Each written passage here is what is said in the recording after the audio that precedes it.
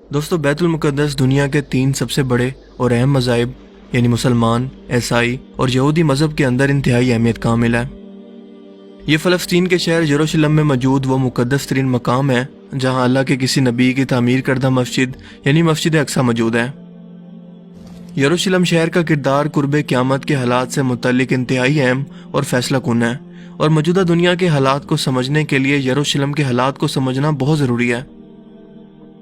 یہودیوں کے مطابق یہ مقدس شہر ان کے مسیح کی آمد کی جگہ ہے جہاں سے وہ پوری دنیا پر ایک بار پھر سے حکومت کریں گے، جیسے حضرت سلیمان علیہ السلام کے دور میں ان کی حکومت تھی۔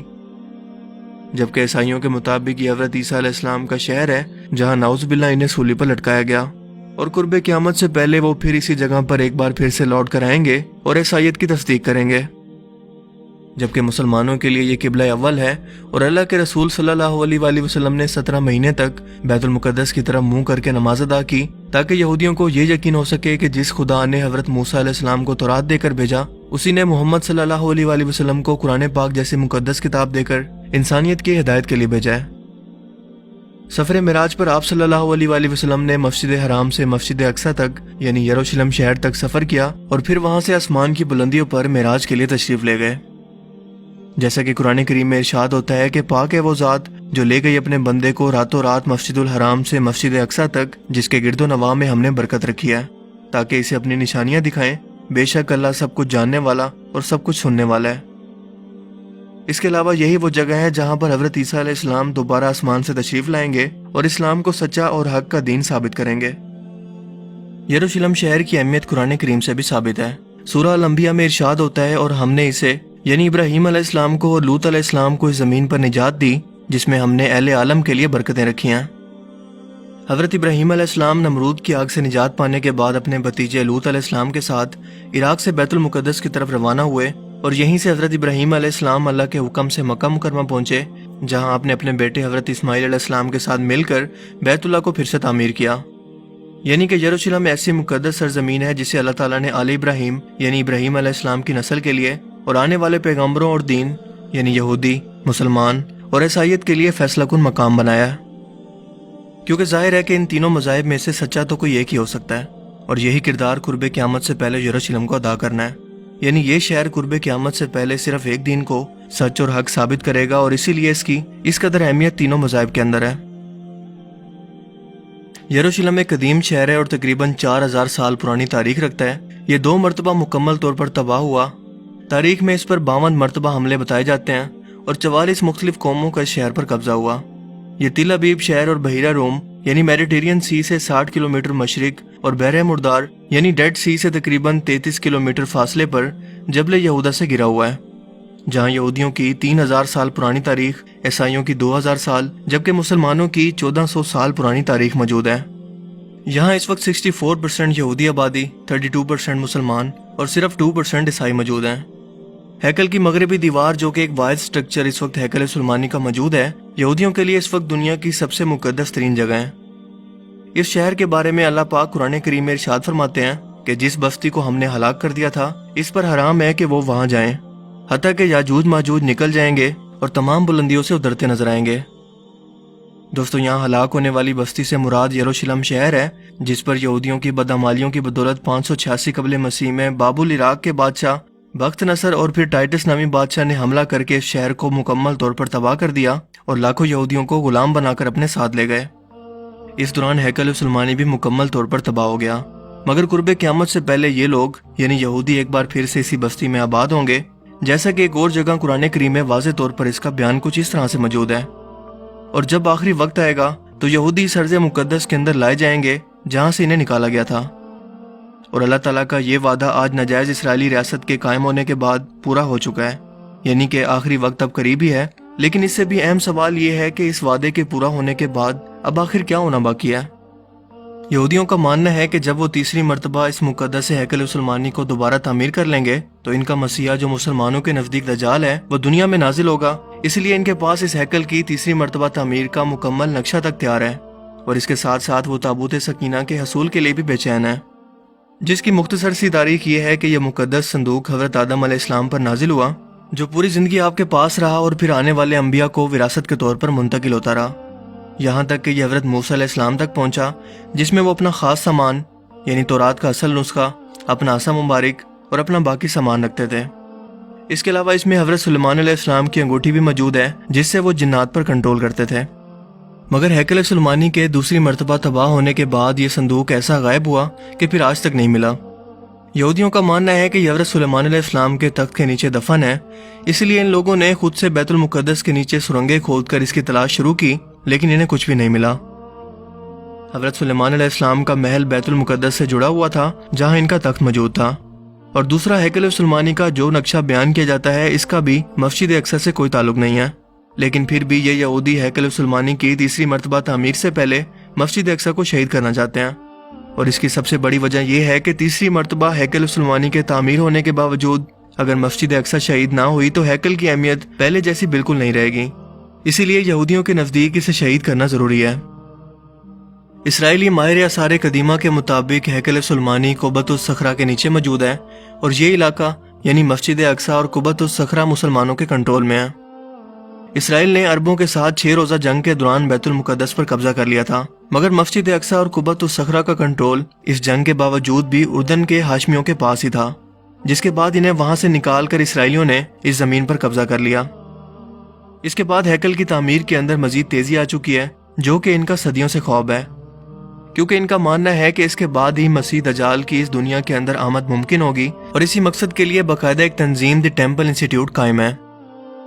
لیکن ایک اہم بات کہ اس ہیکل کی تعمیر کے ساتھ ایک بڑی خون ریزی کا بائبل کے اندر بھی ذکر ہے، جس کی تصدیق یہودی بھی کرتے ہیں اور کہتے ہیں کہ یہ 7 سالہ لمبا عرصہ ہوگا، کیونکہ پہلے 3.5 سال کے اندر دنیا کی 1/4 آبادی ماری جائے گی، اور اس کے بعد انسانوں کے مرنے کے دوسرے دور کا آغاز ہوگا، جس میں دنیا کی مزید 1/4 آبادی موت کا شکار ہوگی۔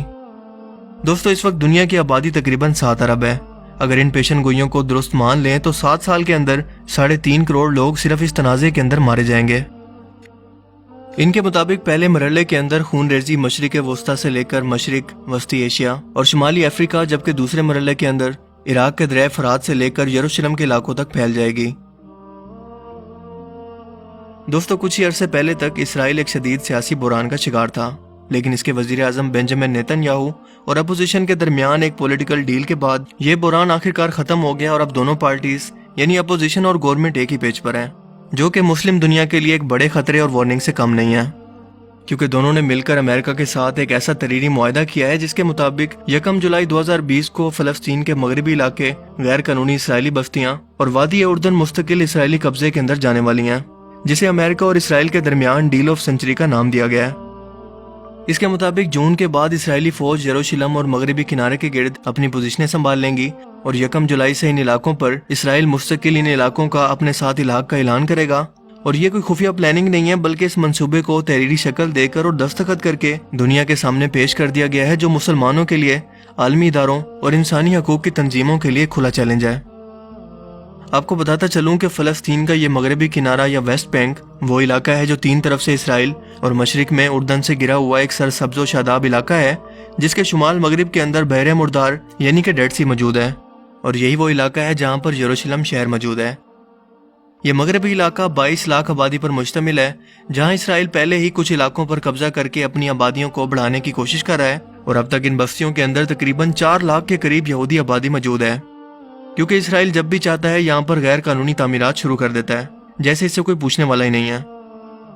لیکن دنیا کے 57 اسلامی ممالک نے نہ تو اس کی مخالفت کی اور نہ ہی کوئی مذمتی بیان، سفارت خانے سے تو دور سوشل میڈیا اکاؤنٹ سے بھی نہ دیے۔ اس صدی کے سب سے بڑے منصوبے کے نام سے ہی آپ یہودیوں کے نظائم کا اندازہ لگا سکتے ہیں کہ یہ منصوبہ ان کے لیے کس قدر اہم ہے، جو کہ 180 صفحات پر مشتمل ہے، اور اسرائیل کو ان مغربی علاقوں کے ساتھ فلسطین کے 50% حصے پر مکمل اختیار اور کنٹرول دے رہا ہے، جبکہ فلسطین پر یہ پابندیاں مزید سخت کر رہا ہے، جو کہ ہماری آنکھوں کو کھولنے کے لیے کافی ہے۔ جس کے بعد مسجد اقصی اور قبۃ الصخرہ کو شہید کر کے تھرڈ ٹیمپل کی تعمیر کو ایک قانونی حیثیت مل جائے گی، کیونکہ یہ مکمل طور پر قانون کے تحت اسرائیلی قبضے کے اندر چلا جائے گا، اور فلسطینی عوام اس کے خلاف احتجاج بھی نہیں کر سکے گی۔ اس منصوبے کے تحت یہاں پر 30 بستیاں، 8 غیر قانونی پورٹس اور کئی قصبے تعمیر کیے جائیں گے، جبکہ عالمی برادری کا اگر کوئی سخت رد عمل آیا بھی تو اس معاہدے کے مطابق امریکہ اسے کنٹرول کرے گا، اور ہوا میں گھومتے ہوئے ہیلی کاپٹر ہر لمحہ مجاہدین کی معلومات اور ان کی نقل و حرکت کو نوٹ کر رہے ہیں، تاکہ وقت آنے پر یہ شدید رد عمل اور اچانک حملہ کر سکیں۔ लेकिन मुसलमान हुक्मरानों ने तो जैसे चुप का रोजा रख रखा है, सिवाय तुर्की के किसी को भी इस पर मुजम्मती बयान तक देने और सख्त मौकफ अपनाने की जरूरत नहीं हुई। जबकि इस वक्त इस गैर कानूनी और गैर इंसानी आबादकारी को रोकने के लिए पूरी दुनिया के सामने इसे उजागर करना इंतहाई जरूरी है, ताकि पूरी उम्मत मुस्लिमा इकट्ठे होकर इस पर वाजे और सख्त मौकफ को अपना सके। इसराइल को सिफारती और तिजारती बाइकआउट की धमकी देकर फलस्तीनियों की हर मुमकिन मदद की जाए, वरना फलस्तीन पर होने वाले जुल्म के अंदर और कत्ल में हम मुसलमान भी शामिल होंगे। लिहाजा अब यह सूरत हाल वाज़े हो चुकी है कि इस शहर यरूशलेम का किरदार न्यू वर्ल्ड ऑर्डर और कुर्बे क़यामत से मुतल्लिक यहूदियों के लिए इस कदर अहम क्यों है, और ये क्यों नबियों की सरजमीन शहर के लिए और मस्जिद अक्सा को शहीद करके तीसरी मरतबा हैकल सुलेमानी की तामीर के लिए इस कदर बेचैन क्यों है। क्योंकि इनके मुताबिक ये वो जगह है जहाँ पर दज्जाल अपना तख्त लगाएगा। यरूशलेम आधा ही पहले छीना जा चुका है, और अगर मगरबी किनारे से भी ये इसराइल का हिस्सा बन गया तो ना सिर्फ इसराइली रूहानी तौर पर मजीद ताकतवर हो जाएंगे, बल्कि इनके हौसले भी न्यू वर्ल्ड ऑर्डर के लिए और मजबूत हो जाएंगे, और हम लोग हमेशा की तरह सिर्फ मुजम्मती बयान देते रह जाएंगे। जैसा कि माजी के अंदर होता आ रहा है कि इस्लामी ममालिक से इस मसले की तवज्जो हटाने के लिए इसराइल हर बार इन इस्लामी ममालिक के अंदर इंतशार फैलाकर इन्हें अपने ही मसलों के अंदर उलझाने की कोशिश करता है, ताकि इनकी बैतुल मुकद्दस के मामले पर कभी तवज्जो जा ही न सके।